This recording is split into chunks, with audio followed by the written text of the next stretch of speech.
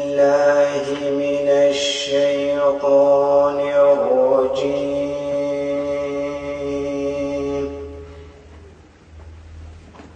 بسم الله الرحمن الرحيم.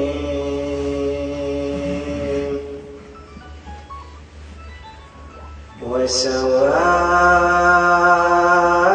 عليهم أأنذرتهم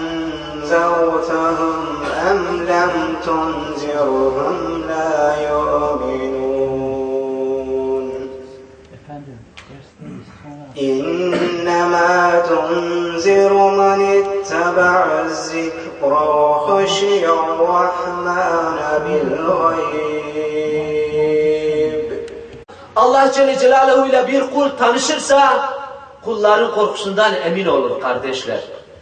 İşte onun için Şehit İmam Hasan el-Bena'nın sunucu kardeşimizin şiiri içerisinde bir dizinede söylediği 5 tane düsturu inşallah Teala biraz beraber işleyelim.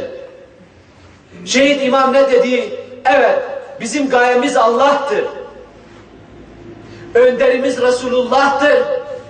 Anayasamız Kur'an'dır. Yolumuz ise cihattır.